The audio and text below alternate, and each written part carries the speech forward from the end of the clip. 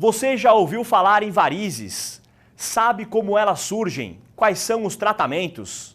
A nossa repórter Priscila Celino, preocupada com a saúde, principalmente das mulheres, entrevistou o Dr. Márcio Stenbruck, que é especialista em cirurgia vascular.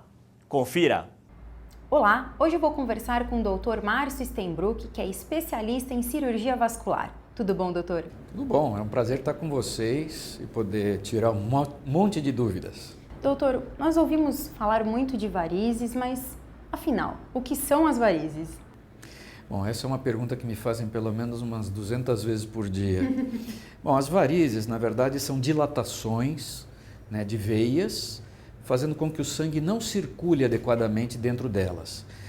Para que o público possa entender um pouquinho, nós temos dois tipos de circulação. A circulação arterial, que leva o sangue rico em oxigênio para a periferia, e nós temos uma rede de esgoto, que são as veias que trazem esse sangue usado. Principalmente nas pernas, esse sangue vem de baixo para cima. E ele é bombeado através da musculatura da barriga da perna. Dentro dessas veias existem válvulas que não deixam o sangue voltar. Portanto, é uma circulação que vem dos pés para cima. Quando há uma dilatação dessa veia, essas válvulas se afastam e com isso o sangue desce na contramão. Ele encontra o sangue que quer subir e com isso eles formam o quê? Um represamento. E esse é que é o problema das varizes. Isso é que são varizes. E como que as pessoas começam a ter as varizes? Tem algumas ações, algumas atividades que as pessoas fazem, que aí por isso a consequência serão as varizes? Sim. Na verdade, as varizes, elas têm um dos principais componentes dela, é o genético. Então, indivíduos que tenham parentes consanguíneos com varizes, acabam tendo geneticamente a facilidade em produzir as varizes, ou seja, um enfraquecimento na parede das veias. Agora, o que vai acontecer? Para eles desenvolverem as varizes, eles também precisam estar expostos aos fatores que fazem isso. Ficar muito tempo de pé, sedentarismo, principalmente em mulheres, a parte hormonal, os hormônios femininos são vasodilatadores, tanto é que existem 3 mulheres com varizes para cada homem com varizes, até 3 para 1 a afecção.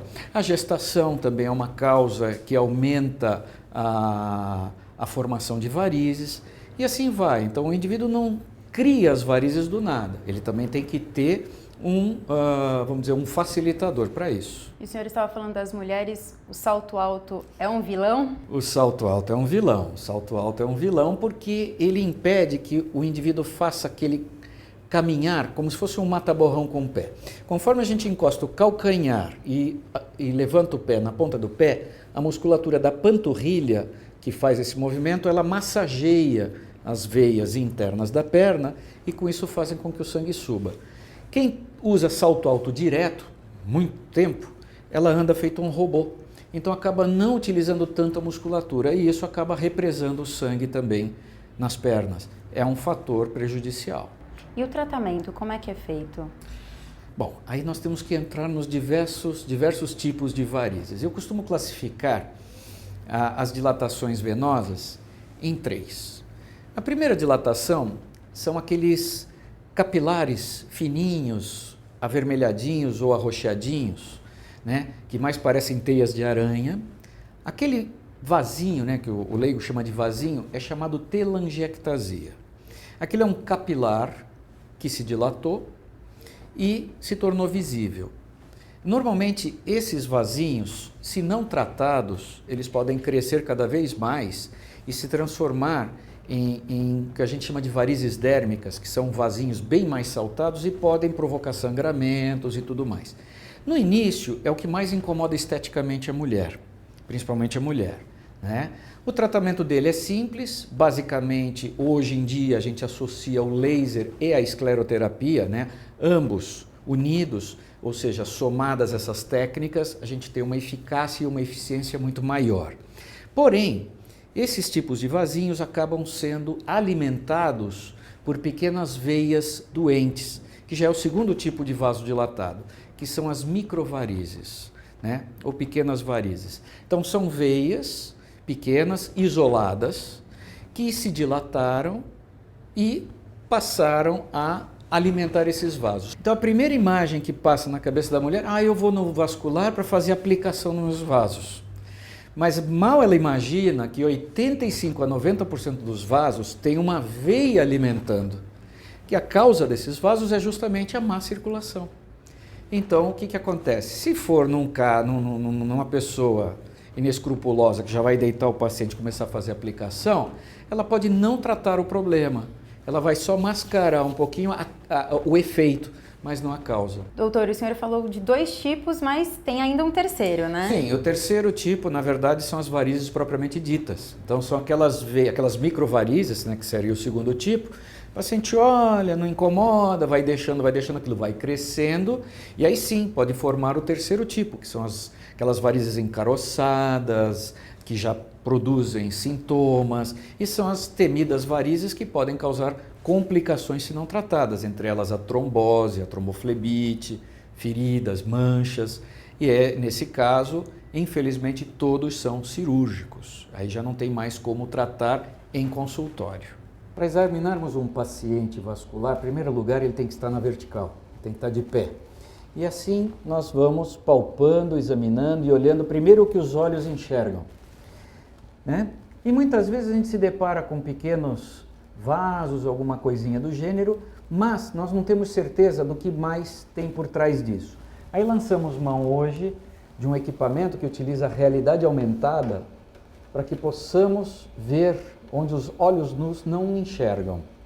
Ou seja, esse é um aparelho que filma o local com uma luz infravermelha, processa a imagem e projeta a imagem sobre o mesmo local, para que, utilizando uma realidade virtual somada a uma realidade real, tenhamos uma realidade aumentada. Então, com isso, nós podemos enxergar os vasos que a olho nu nós não vemos.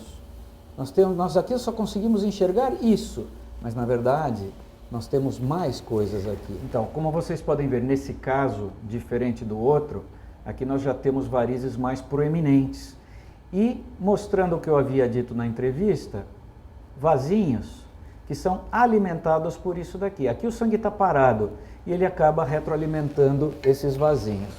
E, com o uso do VenViewer, nós podemos visualizar a ramificação de varizes que acabam alimentando esses vasinhos. O que nós vamos mostrar agora é basicamente o que se faz para o tratamento das telangiectasias e suas veias nutrícias. Então, nós vemos aqui nesta perna que essa paciente tem telangiectasias. Lógico, até a olho nu se vê a presença de algumas veias, mas auxiliado com a realidade aumentada, nós temos noção real de onde estão as veias que alimentam os vasinhos.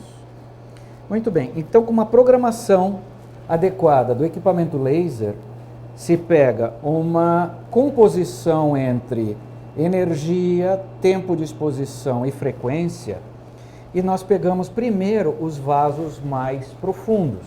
Nós tratamos os vasos, primeiro as veias que alimentam os vasinhos.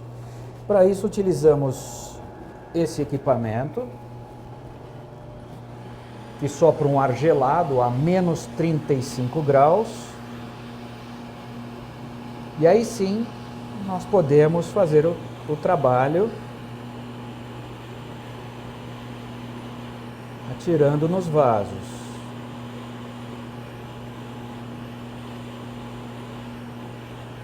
E com isso, o que nós enxergamos não é o sumiço do vaso naquele mesmo momento, mas nós enxergamos um espasmo, ou seja, ele dá uma fechadinha. Isso significa que ele foi afetado pelo laser. E com o tempo ele é absorvido. Uma vez que eu peguei os vasos mais calibrosos, obviamente que nós não vamos ter tempo aqui de mostrar tudo, aí na segunda etapa eu pego com uma outra programação, uma programação diferente, aí eu pego os vasos fininhos, né? Os vasos de menor calibre. O correto num tratamento é sempre tratarmos primeiro as mais grossas e depois seguirmos para as mais finas. Ou seja, para que se faça um tratamento completo onde envolve a doença e o estético, começamos sempre retirando as mais grossas. E esse tratamento dói ou É indolor? Não, os tratamentos hoje em dia eles são bastante modernos e bem indolores. Não vou dizer que a pessoa não sente uma picadinha, outra coisinha, mas hoje em dia a gente prima pelo conforto do paciente. E doutor, para as pessoas que querem procurar um tratamento, como que elas podem entrar em contato com o senhor? Eu tenho um site onde os pacientes podem tirar dúvidas, podem me perguntar coisas, tem e-mail de perguntas, que é o www.livredevarizes.com.br. Lá, se quiser, tem meus contatos, tem tudo bonitinho. Eu acho que é, vamos dizer, a forma mais completa de me achar. Doutor, muito obrigada pela entrevista. Imagina, para mim é que é um prazer poder ajudar sempre. Obrigada. E você, continue com o Shalom Brasil.